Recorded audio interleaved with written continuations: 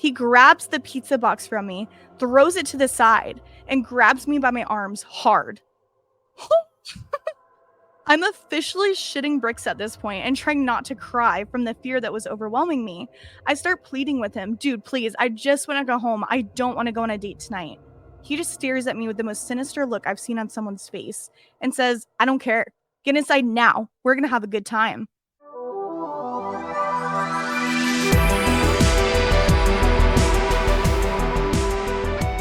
Welcome back. We're your host, Savannah. And Kaylin. So we have some spooky stories today. I tried to pick like my scary favorites. Okay. So we'll see what you think about them. What subreddits did you like get them from? So one is like that's all for shadow people. Okay. Ooh. And then I think all the other ones are just from the paranormal subreddit. Ooh, cool. I think mine are from Paranormal Let's Not Meet, because I loved that one last time.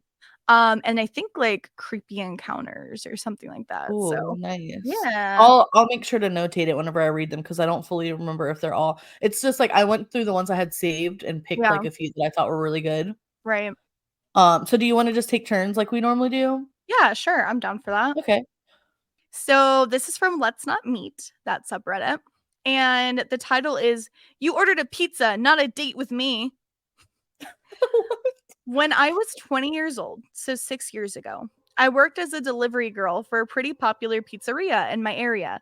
Initially, I worked the late morning to mid-afternoon shift, but when the guy who delivered for the night shift ended up getting fired due to him losing his license because of a DUI, I was placed on the night shift since my boss hired a family friend who could only work my shift for whatever reason.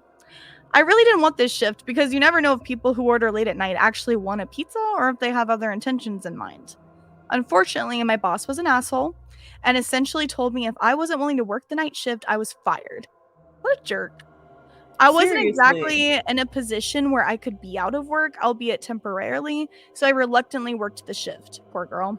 The first month this shift went by without any issues until I had to deliver a pizza to a house that just barely made our delivery radius. I punched it in my GPS, and the house was located in a pretty suburban part of the city.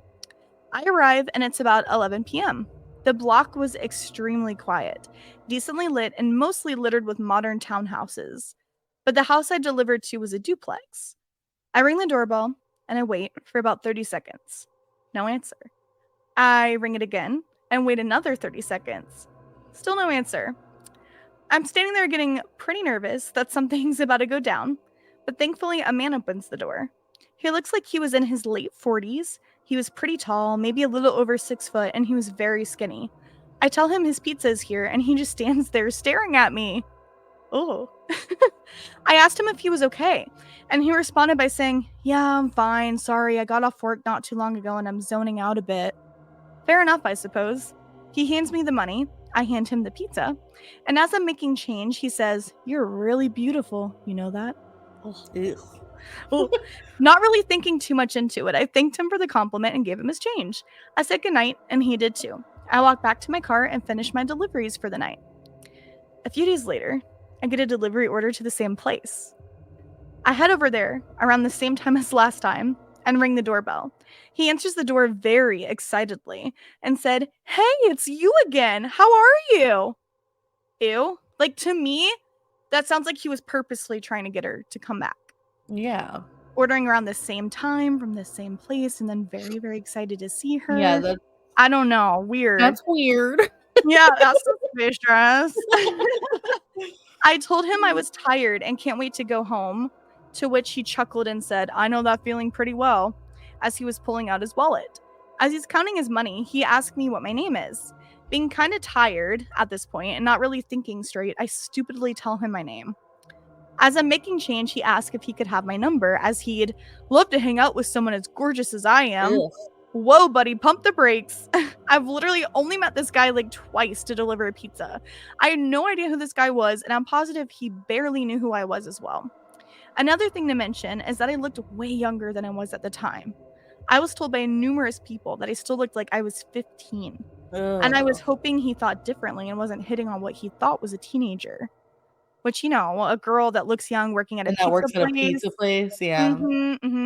I'm just standing there awkwardly for a few seconds before I muster out, "Sorry, I have a boyfriend."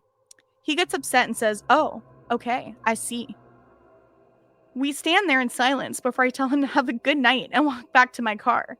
He says nothing and still stands at the doorway staring at me until he finally went back inside once I started my car. I got a pretty creepy vibe from this guy and even brought it up to my coworkers, and they agreed that it was pretty creepy. Except for my boss, who overheard everything and claimed I was making up stories and trying to gain sympathy for having to take the What? shift. Fucking asshole. A week later, as I'm working the night shift, and we get an order from the same guy again, and this is when shit finally hits the fan. I arrive at the house at around 10:30 p.m. And keep in mind that from my perspective on the road, it didn't look like a single light in that house was on. I get out of my car and I walk to the front door with the pizza box in my arms. As I'm approaching the door, it quickly swings open to reveal the man. Except this time, he was wearing a suit, and I jump back. He laughs and says, "Sorry if I scared you. I saw you out the window and figured I'd just open up the door now so you wouldn't have to ring the bell." I was getting scared because, as I mentioned before, there were no lights on in the house. So was he sitting in the That's so dark this whole creepy. time? And if so, why? I nervously laugh and say, "It's okay." He asked me if I liked his suit, to which I said yes. He then asked me, "Would you like to go on a date with me tonight?" What the fuck? I once again tell him I have a boyfriend, to which he chuckles, gets close to me, and says, "Honey, there's no way a girl your age is in a serious relationship. If you go on a date with me, I'll show you how a real man treats a girl." He grabs the pizza box from me, throws it to the side, and grabs me by my arms hard. I'm officially shitting bricks at this point and trying not to cry from the fear that was overwhelming me. I start pleading with him, "Dude, please, I just want to go home. I don't want to go on a date tonight." He just stares at me with the most sinister look I've seen on someone's face and says, "I don't care. Get inside now. We're going to have a good time." He starts trying to pull me into the house, and I'm trying to resist as hard as I can. After a bit of struggling, he lets go of one of my arms and starts grabbing something out of his pocket, which I presumed was a knife. I did something that to Oh this my day, god. I am still thankful worked as he was doing that. I used my free arm to punch him as hard as I could in his stomach. This stuns him for a few seconds and he loosened his grip on me, allowing me to break free. I quickly run to my car, and as I get in, he runs at me and tries pulling me out of the car, holding the knife in the other arm, and even Oh. yells, "Why are you making this so fucking difficult?" I grab a half empty soda bottle I had in the cup holder and I throw it, and luckily it hits his head and he lets me go. I slam the door. Then all of a sudden, he jumps right on the hood of my car and starts scratching and banging on my windshield with his knife. Oh my god. I put the car in reverse and quickly back out of this spot and quickly reverse down the road with him desperately trying to hold on. He's banging on my hood, screaming, "Stop the fucking car!" I turn onto the next road as swiftly as possible, and luckily, he falls off the hood of my car. I slammed the gas as hard as I could to get as far away from that sick bastard as I could. In my panicked state, I drove a couple blocks down the street and kept making turn after turn onto other side blocks as I feared I was being followed. Eventually, I reached a red light and I slammed on the brakes and just sat at the intersection, frozen from what had just happened. I began crying and violently shaking as I was sitting there. It dawned on me that I came so close to losing my life and I couldn't help but feel like I shouldn't have been alive. Once the light turned green, I pulled over to the side and just sat there crying. I would too. Yeah. Eventually, I got the energy to drive back to the pizzeria, and almost immediately after I walk in, my coworker knew something was wrong after seeing me. I practically broke down in front of him, and everyone else came to the front wondering what was going on. I fought my tears and explained everything that had just happened. My coworker comforted me, and my boss surprised me and began apologizing profusely for what had happened and for putting me on the night shift. As he should. I hope he's feeling bad. Yeah. He took me into the office and handed me the phone to call the cops. I kind of feel like she could have called the cops earlier, but I understand if she was probably in Being in shock or panic. something. Yeah. Yeah, and just wanted to get somewhere safe first. Yeah. They arrive at the store and I give them my statement, as well as taking pictures of any marks on myself or scratches on my car from the encounter as evidence. My coworker followed behind me as I drove home, and I collapsed on my bed. And strangely enough, I managed to fall asleep.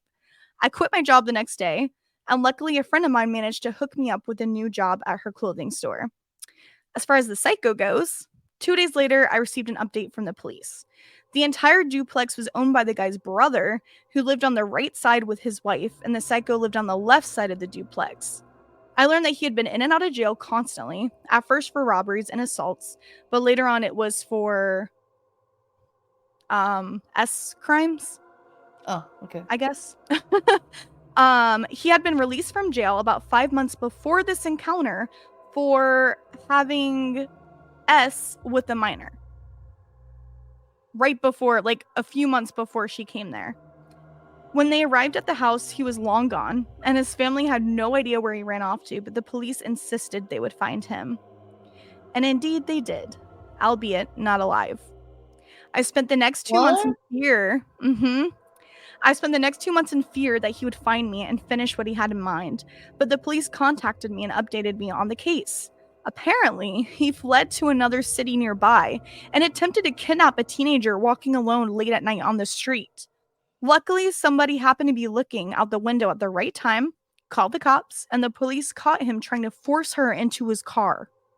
He manages to flee. Oh The my police God. chase after him. He blows a red light near a busy boulevard, and a van slammed right into the driver's side of his car.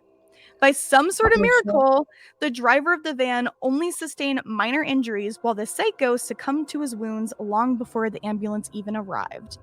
I thank the officers for everything they did and for informing me, and walked down the station. I walked down the street and I light up a cigarette as I'm taking in everything I'd just been told. I don't wish death on people, but after hearing about his death, I feel relieved.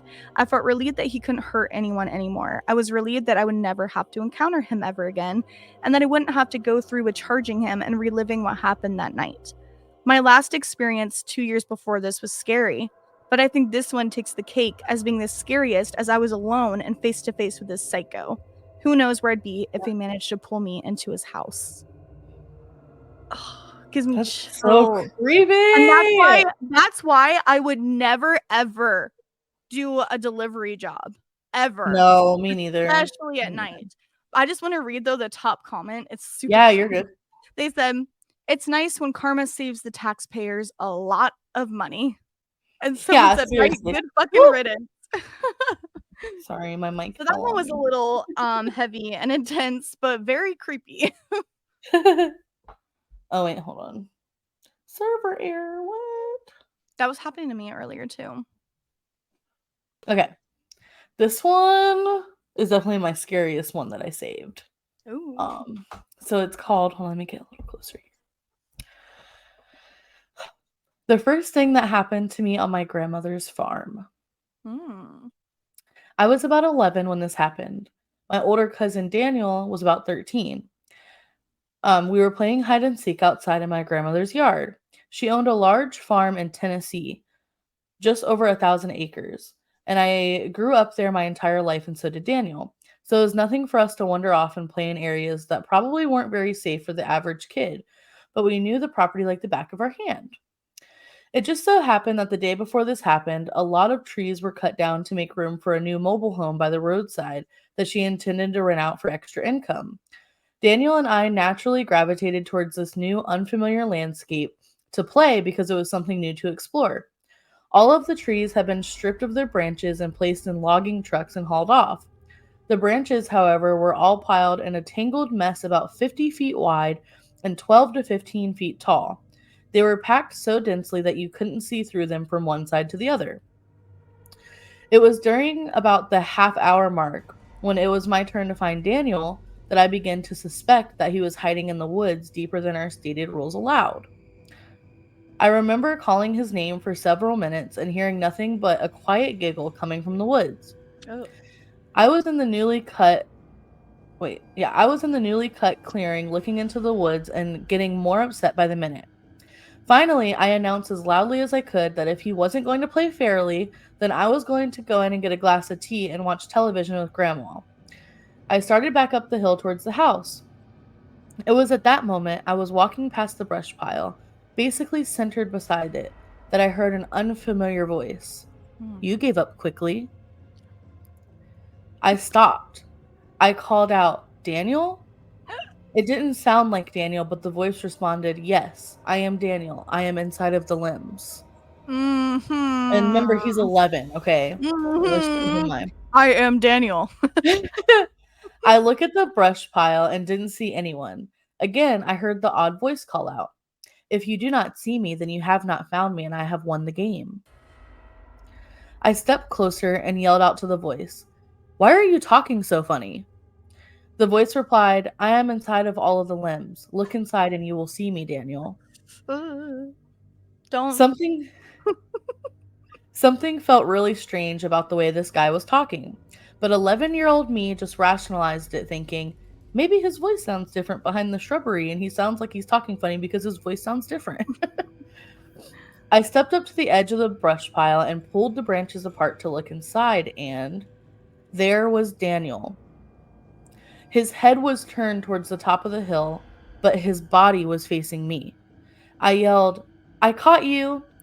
His head shifted towards me, and he had the single most disgusting smile I have ever seen to this very day. Ugh. Imagine if someone has the absolute worst of intentions and they're trying to hide behind a fake, innocent smile to gain your trust, but they couldn't help their glee with the thought that they may have fooled you. That's the best way I can describe the smile. Gross. I was so shocked by this wicked facial expression on my cousin's face that I froze in place. The hairs on my neck and arms all raised, and I could suddenly feel my blood running through my body like the temperature had dropped inside my veins. I stammered through my words. How did you get in there?" He responded, "I fell into the inside of the limbs, cousin. I will need you to give me help, or I will continue to be trapped." I didn't notice this time how oddly he phrased his sentences, and it only occurred to me afterward that his lips were not moving when he spoke. He never changed his face from the twisted, unnerving smile. I didn't immediately notice any of these things because I was too distracted by the large stick that was plunged deeply into the side of his neck. What? I noticed in that moment that he had a slow, steady, trickling steam. Hold on. Fuck. This is a tongue twister. I noticed in that moment that he had a slow, steady, trickling steam of blood flowing from the half-dollar sized stick in his neck and down across his right shoulder and down his chest. That was enough to jolt my feet awake, and before my brain realized I was trying to run, I was already halfway up the hill to my grandmother's house. Oh. When I burst through the door to my grandmother's living room, Daniel was curled up in a ball on the couch and crying hysterically. My grandmother was sitting beside him, trying her best to get him to explain what was wrong, but all he would say is that there was a little boy in the woods who tagged him when he was hiding and he thought it wasn't really me. He wouldn't say anything else. That's so weird. I was crying and shaken up by this point and told my grandmother what I had seen. She made both of us some lunch and then called my uncle to pick Daniel up. I stayed at my grandmother's house that night, and I bet she asked me what happened 100 times. She asked me so many questions, it was as if she were committing it to memory. I remember being relieved that she believed me, but at the same time, I just wanted her to tell me it was all in my imagination and help me forget about it. The Hmm. next day, my grandmother set the brush pile on fire, and I watched for hours from the safety of the living room window as it slowly deteriorated into a pile of ash and ember. My cousin never did tell me what really happened to him that day. He refuses to talk about it. I will say this, though. He wouldn't talk to me for a year and a half after that day. We were What? so close when we were little, but that event, whatever the hell it was, it drove a wedge between us that changed our relationship forever. So he still doesn't know what happened? Nope. Wait. So did they ever did what happened in the injury in his like neck? That was just like some demon.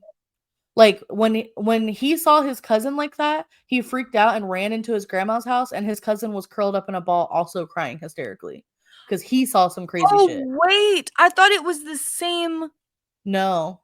Oh shit, that's really creepy. I got Yeah. goosebumps right now. That one Yeah. is creepy. Oh my god.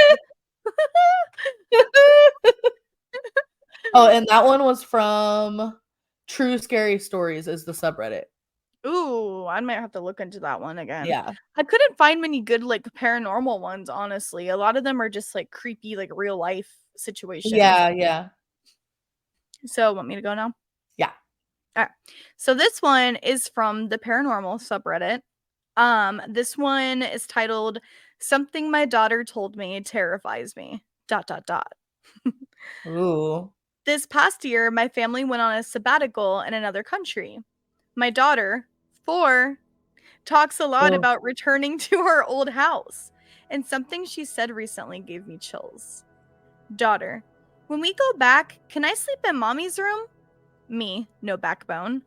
Yes, sometimes we can have sleepovers, but don't you remember you have a huge bed to sleep in your room?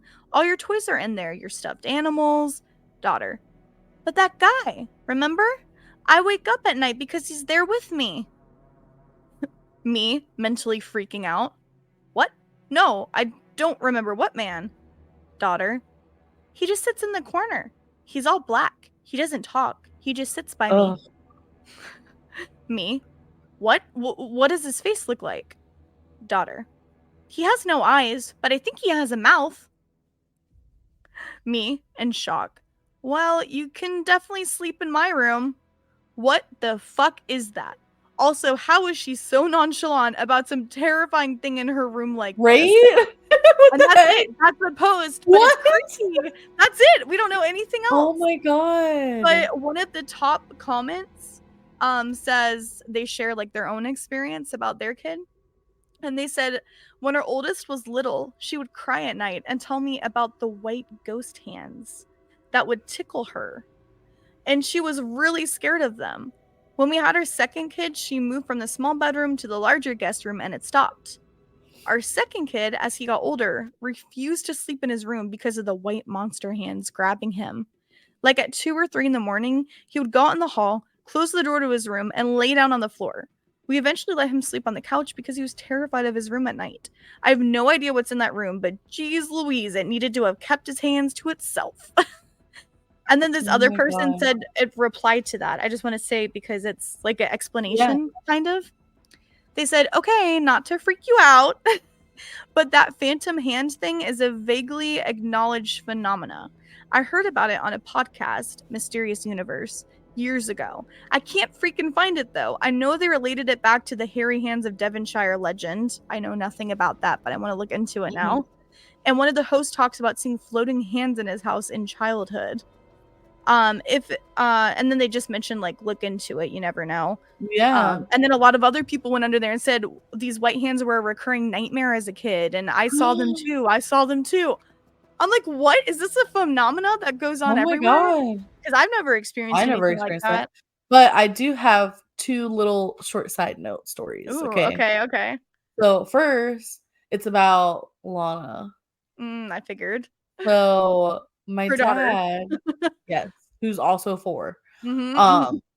My dad took her to the park the other day, right? And it's the park Okay. we always go to. And he was there with her and no one was there, right? And Mm, she was on the swings and he pushed her for a while and then yeah. he's like, "All right, I'm going to go sit on the bench." And he's like pulling up the number to call his doctor's office Mhm. and he looks up and Lana is like looking and talking to the swing next to her and the swing next to her is like Oh hell no. Hell my no. dad my Oh. dad my dad was like, "So we're going to another park." And he left.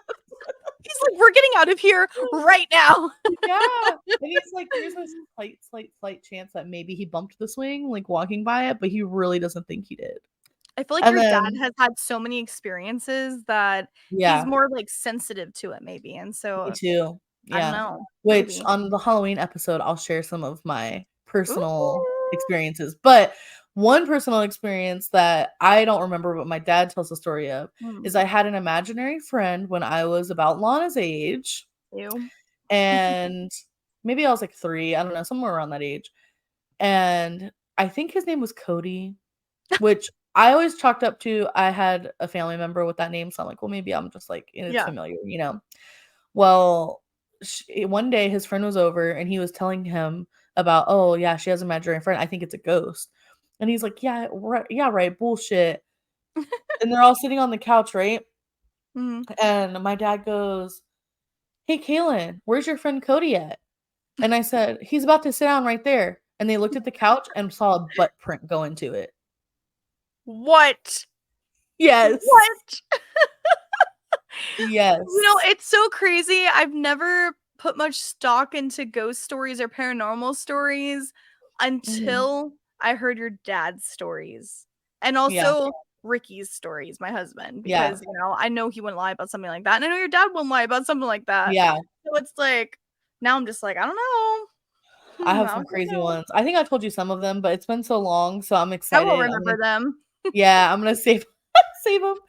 So this next Reddit story is from the Shadow People Mm. subreddit. Mm-hmm. So it says Shadow Man glitch. Anyone else ever seen a shadow person repeatedly doing the same thing around the same time each day or night? My story. When I was around 14 or 15, I lived across the street from this abandoned house. Figured it was not livable. Plus, we lived down a road with undesirable homes. In fact, our home wasn't in good repair either. It was a very poor part of my smallish hometown of Crosby, Texas, where the poltergeist story takes place. Mm. To the left of the abandoned house was my neighbor's trailer on the very far left edge of the lot. Mm. I've always been a night owl, and I took to sitting outside at night watching the stars and writing in my journal. This was before kids and teenagers always had cell phones. I did this for a while, and then one night I saw a man Mm. peeking out from behind my neighbor's trailer. A Ew. man as a solid shadow, blacker than night, no features, just a man shape, which I have experiences with shadow people, which I will So share has on Halloween. Ricky. We might have to have him come tell a couple That's what stories. I'm saying. He's got to at least tell that one. Yeah. I watched as he/it jogged to behind my neighbor's truck, peeked around again as if making sure no one was around, then dart off towards the abandoned house and disappear into the wall. Yep. I don't remember how long it went by from the first sighting of this to the second, but I couldn't believe I'd witnessed it again. Then it happened again, and again, and again. It became a game for me. I'd start waiting for it. Some nights it would happen, but it was regularly appearing to complete its ritual. Then one night, as I was going through its regular actions, it darted from the trailer to behind the neighbor's truck, poked its head out to look around, and instead of continuing on its routine, its head stopped, facing me. It turned and slowly stood while keeping its while keeping its face towards me, frozen, seeing me. Slowly, as if it had no choice, as if it were being tugged by whatever made it do this ritual. It looked back to the house, took a couple of lazy steps toward it, then jogged into the side of the house, disappearing as always. I never watched for it again. When it stopped there and saw me, let me knew it knew I was there, the absolute fear I felt that was of a predator watching its prey. Mm. I didn't learn about shadow people until years later, and I think it must have been a demon or a cursed soul. No. Also, I found out a few years later that a woman had been in that house, and that's why no one would live there. Has anyone else ever had repeated sightings like this? Where was it, and was it the same actions? So just a little shadow person Creepy. sighting. Creepy. Yeah. So what do people like generally think that shadow people are? Do you know? Like demons? Like he said, like demons. Yeah. That's what Creepy. I think they are. I'm gonna put my hood down because I'm sweating a little Definitely, bit. definitely, nothing good.